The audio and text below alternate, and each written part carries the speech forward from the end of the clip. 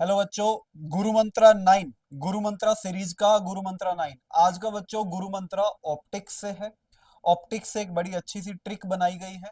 देखेंगे सवाल कैसा दिखाई देगा। तो पहले गुरु मंत्रा क्या है।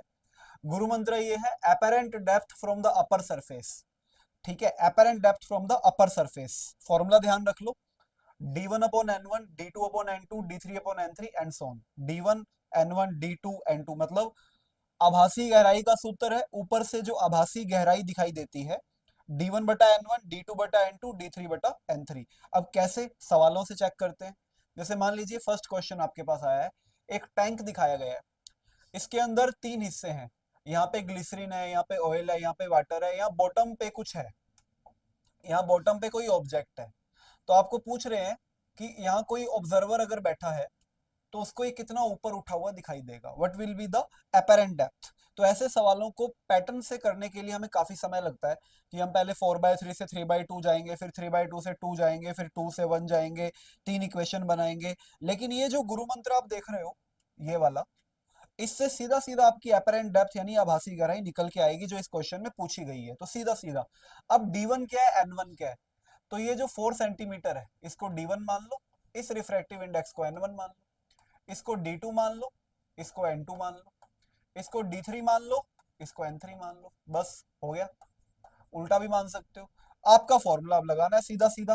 तो डी का फॉर्मूला अभी जो देखा, D1/n1 माना ये D1 है 4/n1 कितना हो गया 2 प्लस D2 9, N2 कितना हो गया 3/2, D3 कितना है 8, N3 कितना हो गया 4/3। देखो कितना इजीली हो रहा है। 3 से 3 कैंसिल, 4 से 2 कैंसिल, 2 से 2।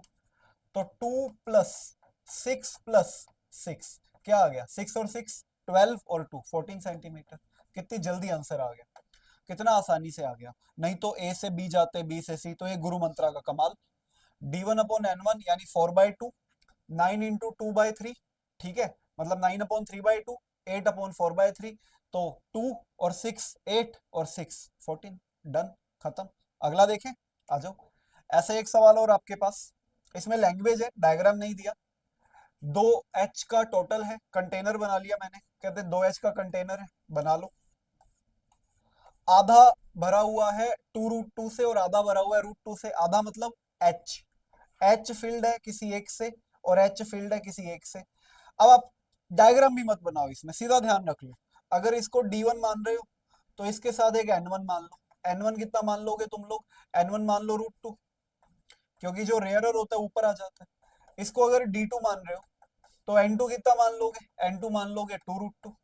बस, D1 भी आ गया, N1 भी आ गया, D2 का वैल्यू रख दो, सोल्व कर डालो। कैसे करते हैं अभी बताया तुम्हें, लगा दो formula. D D1/n1 D2/n2, D1 H/√2, यहाँ पे H/2√2। ठीक है, H/√2 कॉमन ले लो। 1 प्लस 1/2 3/2 क्या आ गया 3H/2√2। कोई ऑप्शन अवेलेबल, यस।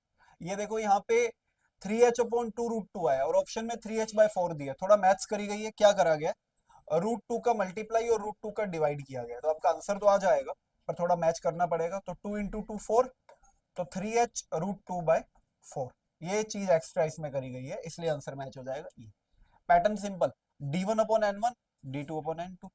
एक को D1 दूसरे को D2, उसके साथ वाले को N1 उसके साथ वाले को N2। कितना इजीली हो रहा है। लो भाई, ये रहा आपका गुरु मंत्रा का होमवर्क सवाल।